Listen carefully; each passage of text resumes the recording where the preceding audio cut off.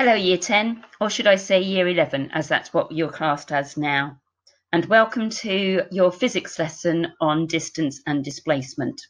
Before we start, can you make sure you're ready for the lesson, as you will need today paper, and quite a bit of it, a pen, pencil, ruler, and a calculator.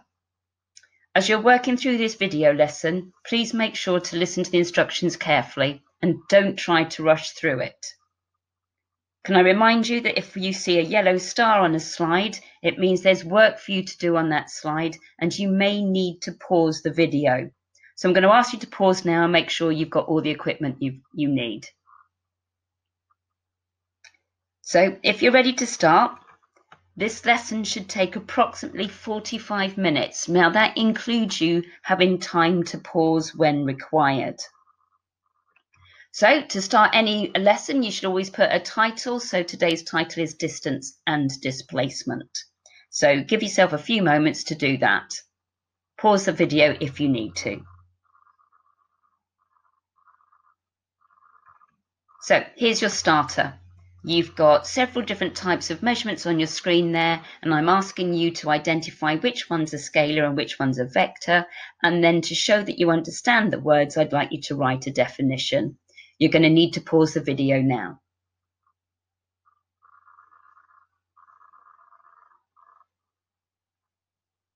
Let's see if you've got these right. They should be quite straightforward for you if you've remembered your definitions. So time is scalar, length is scalar, temperature is scalar, mass is scalar, and brightness is scalar. And that's because all they are is a value followed by a unit. Now, weight and velocity, bit of a clue on the diagram there. These are vectors because they have a value and a direction. And so that's what your definition should look like. So let's see how you got on. So really important that you recognize that scalar quantities have a size or magnitude only. And scalar is linked to that word scale. So it's literally a temperature scale, a weight scale, whatever it is, but it's only got a unit and a value. Whereas if it's vector, they have a size, otherwise known as magnitude, and a direction. Now it's important to remember that a direction can be a compass direction, like that 30 kilometers north on my slide there, or it could simply be an arrow on a diagram to indicate direction. So the idea of today's lesson is to make sure you're really comfortable with the difference in physics between the terms distance and displacement. You've got to be able to work out distances and displacements from written descriptions, and you need to be able to calculate displacement using Pythagoras Theorem. So that's a lovely link to your maths curriculum, and also need to make sure that you're comfortable with the ideas of bearings and how they're measured. So first things first, let's get those two words firmly fixed in our head. Distance is a scalar quantity. It's how far something has moved, irrespective of the direction they're traveling in, and is usually measured in meters in physics. But obviously there's lots of other units for distance. Whereas displacement is a word we solely use in physics as a vector quantity, and it's got a really particular definition. It's how far an object has moved from its starting point and the direction it's moved in. It also is measured in meters and needs a direction, but when you indicate a direction, it's the shortest straight line distance between 2 points. And that direction has to be indicated as well. Now again, that direction can simply be an arrow on the diagram, or it could be a compass point. So you'll notice a yellow star on the slide. That's because I want you to spend a minute or so memorizing this information so that I can test you on it in a moment. So pause the video, memorize the work.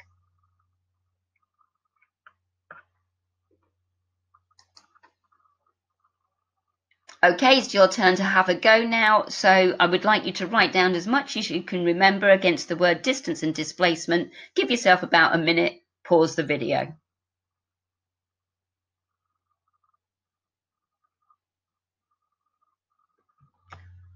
So here's what you should have remembered. Distance is scalar. It's how far something's moved and it's measured in meters. Displacement is vector, it's how far an object has moved from its starting point and in what direction, and most importantly, it's the single straight line distance between the 2 points. Pause the video if you need to add information into your definitions.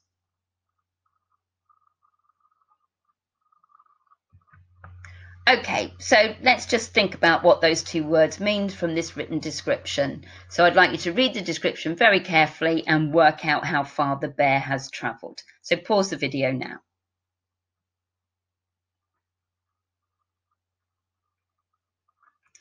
If you need a little bit of help, if you break the journey down into the 3 component parts using arrows, it then indicates that you need to add those 3 journeys together to calculate the distance. So distance to the tree was 7 meters, back to the starting point another 7 meters, and using the rule on the bottom, the distance to the house is 12 meters.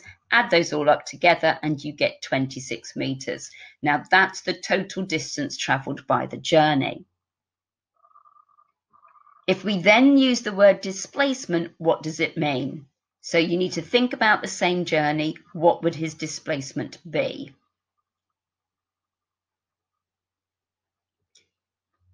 So I'd like you to pause the video and see if you can work it out.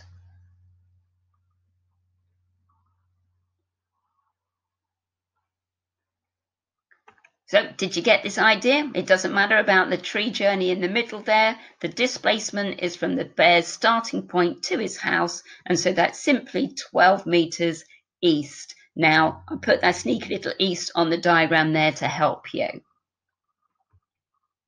So just to remind you, if we draw a vector, it needs to be a straight arrow, and the length of that arrow represents the size of the vector, and the direction it's pointing in is obviously the direction of the vector. Often when we draw vectors, we need to include a reference direction and a scale. So this idea that there's a compass in your diagram, or a direction there, and a scale to indicate how long that arrow actually is. So we're going to have a go at drawing a vector diagram to work out these 2 different things. Now this is a scale diagram, so you need to grab yourself a pencil, your pencil and a ruler, but I'm going to do this one for you, so don't worry about writing it down or drawing it, just watch what happens. So let's have a look at the information. We've got a bird flying 10 meters forward. Now that's up on your page. It's then going to fly 10 meters east, and that's going to be the right, and then 10 meters backwards or downwards on your page. And if you're going to use a ruler, you obviously have to work out your scale. So in this case, I'm suggesting that 1 centimeter on your ruler is equal to 1 meter.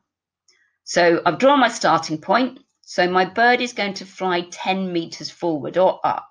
So that line is now 10 centimeters long, and it represents 10 meters in actual length.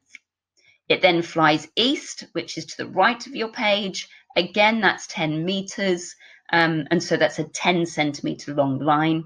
It then flies downwards or south, if you like, again for 10 meters, and so that's a 10 centimeter line. So I've got my vector diagram there. I've got my 3 different components. I've got arrows going in the direction of motion, and each arrow represents the length that has been travelled. So overall distance is simply a task of adding those 3 things together. So if I add my 3 10s together, I've got that my bird has actually flown 30 meters in total. So how do we now use that diagram to work out the displacement? Well, the first thing to remember is the displacement is that single straight line drawn between the start and finish point. So I'm going to add that to my diagram now. What's the length of that displacement arrow? Well, if you look, what we've actually drawn is a perfect square, but we've also got to consider what direction it's going in. Now it's flowing in the direction of that second vector arrow, which is east. So if you're asked what is the displacement in the bird, it's simply 10 meters to the east of its start point. Okay, now it's your turn to have a go. So think about the information there. I've told you the directions, I've told you the lengths of the directions, and I've suggested a scale to use. It's going to take you a good 5 minutes or so pause the video now.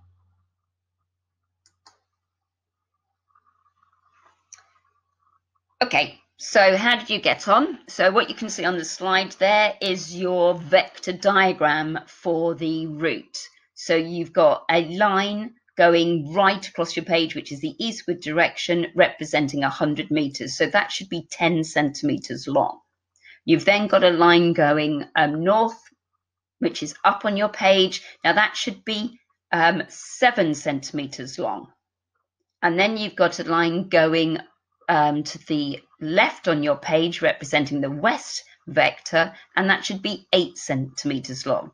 And so if we look at the overall journey, we just add our 3 distances together and we end up with a total distance of 250 meters. That's the easy bit. And to be honest, you can just add the 3 numbers in the question together to get total distance. So what's the displacement length going to be? Now to do that, you need to draw on your displacement arrow. And now you need to measure it with a ruler. You can't guess its length, you physically have to measure it. And when I drew this route out, it measured about 7.3 centimeters long. But you need to measure that on your diagram if you haven't already done so. But what we need to remember is that diagram is a scale diagram. So that 7.3 needs to be converted back into meters by multiplying it by 10. And that ends up as 73 meters. And finally, we've got to add a direction. Now, the direction is north of the start point, but it's also east of the start point. So we can give that direction as northeast. Now, in reality, northeast isn't a very accurate direction. And so you need to understand about the use of bearings and how they're measured. Now, a bearing is an accurate direction value. So let's have a look at what that means. So a bearing is an angle that you measure clockwise from north. So you're going to need a protractor to do this. So the first thing you have to do onto your diagram is to draw a line north from your starting point. So that has to be very clearly indicated on your diagram if you're measuring a bearing. You now need to use that protractor to measure the angle, remembering that you've got to go clockwise from north. So that's that direction there. Once you've got the angle, you need to write it down as a 3-digit value. Now, 3 digits is important, otherwise it's not a bearing. You've just given an angle.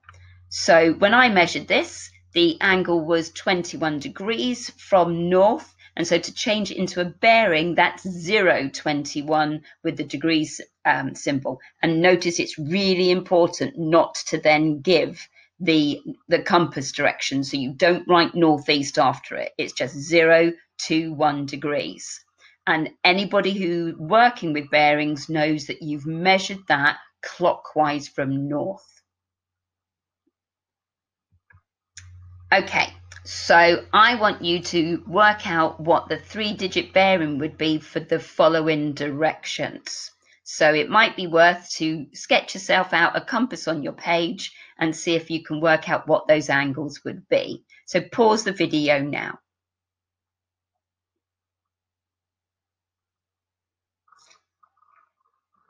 So if you're a little bit stuck, here's something that could help you.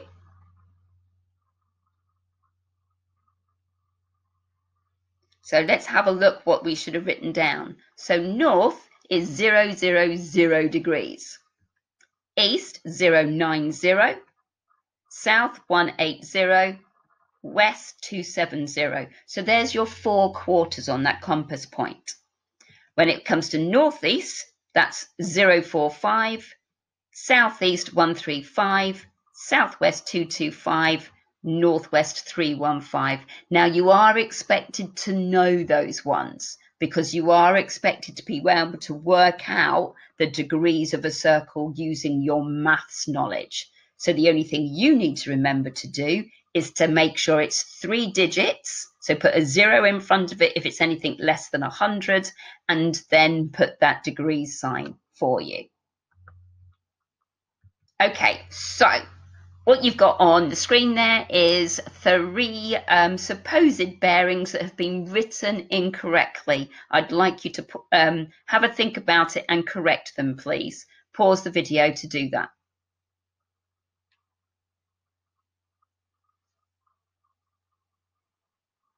How did you get on? So did you notice on that first one that that bearing has actually been measured anti-clockwise, and so should have been 270. So the bearing was written correctly, it's just measured in the wrong direction. On the second one, it's been measured in the correct direction, but remember, bearing should be 3 digits, so it should have been written as 090. And finally, this is a very common mistake that people don't notice. You shouldn't put the NE after a bearing. It's not required. Right? So, and in fact, that would actually be southeast. So not only is the direction wrong, it shouldn't be there. It should read 1350 only. So hoping you've got your head round bearings for the time being. It is a tricky little part of your physics, not often examined, but it can be there. So the next thing to do is, how do we actually measure displacement variables using different techniques? Now, this is the squared paper technique, and so in this case, you actually use the squares on the page there to use as your scale rather than a ruler. So in this case, I've decided that 1 square is 100 kilometers in length. So if I'm going to plot my vector diagram, I simply have to make sure that my arrows are the right length according to my scale, and I then draw them on. So in that first case, because he's flying 1,000 kilometers east, my arrow there is basically 10 squares long. A little bit tricky for me to get it accurate on the slide there.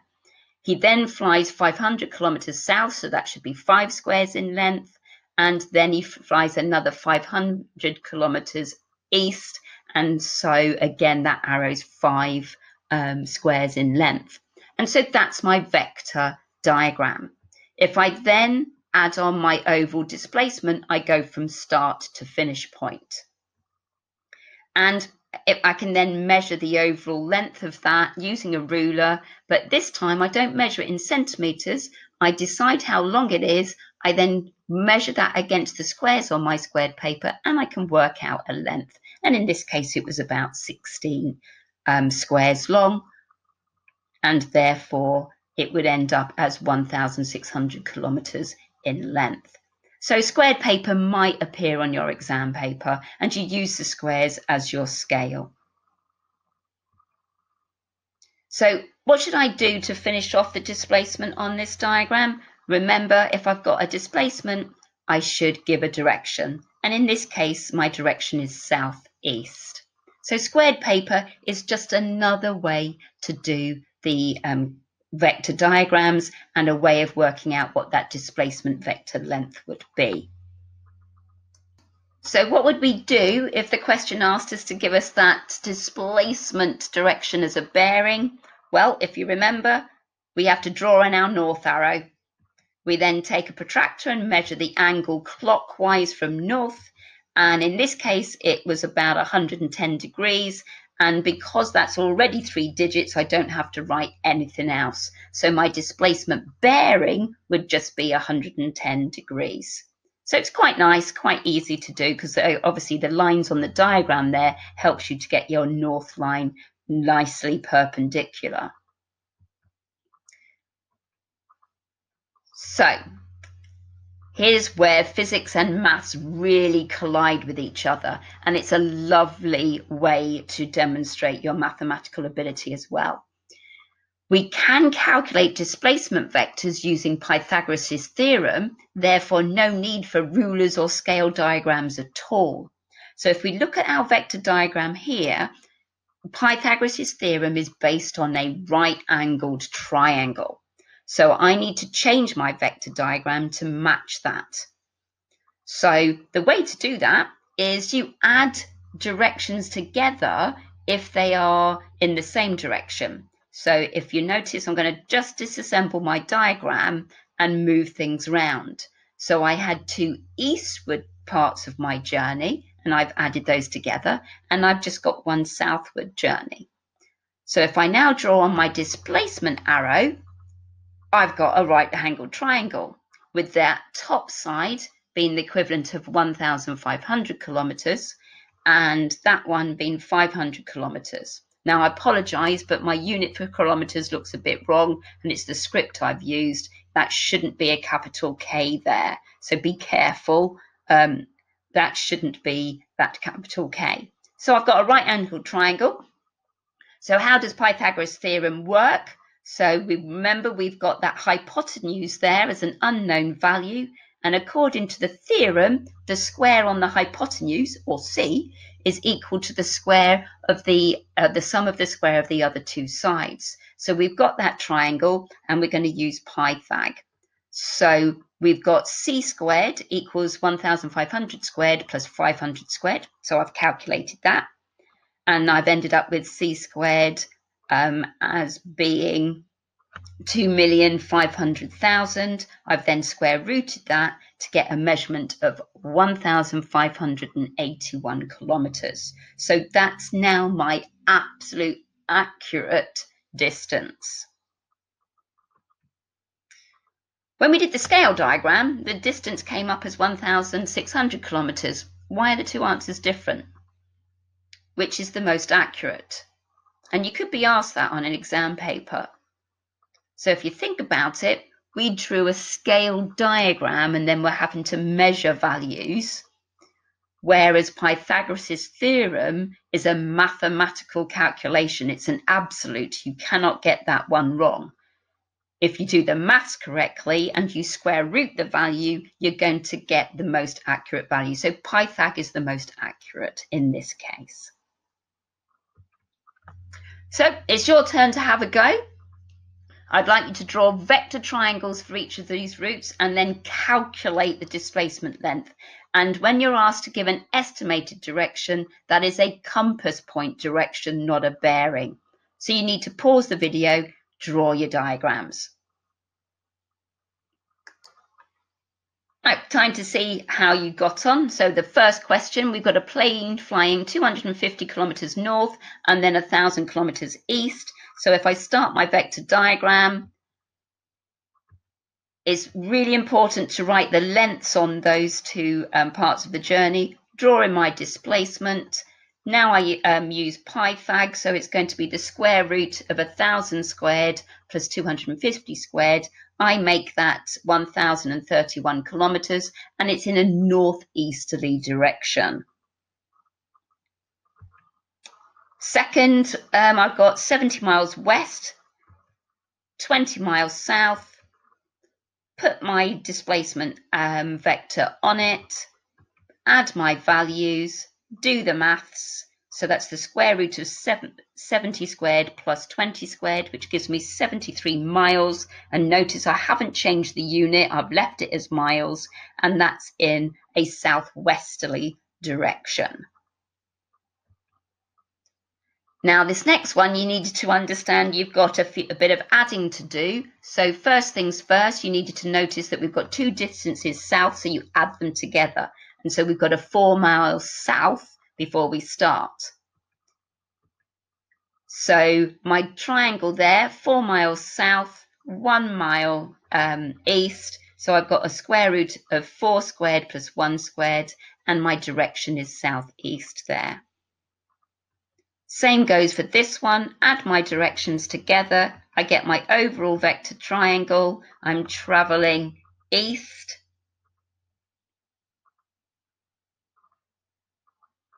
And then I'm traveling north.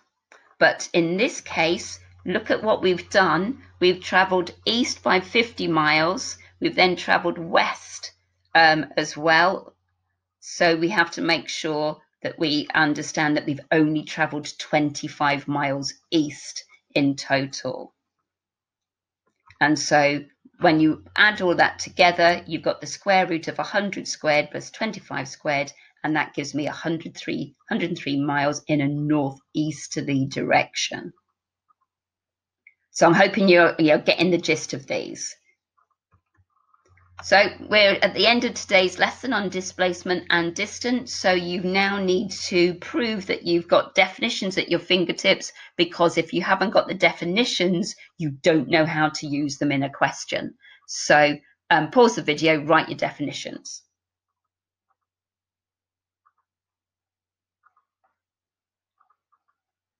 Let's see how you got on. So we've got a vector as a measurement which has a size and direction. The displacement is the straight line distance between 2 points with a given direction. When you're measuring a bearing, you have to measure it clockwise from north only. And a bearing must be stated as a 3-digit number, starting with a 0 if needed, with the degree symbol, but no direction after it. Well, there you go. Well done for ploughing your way through a physics lesson that looked more like a maths lesson. And just make sure that you focus on learning definitions to support your physics. Goodbye for now.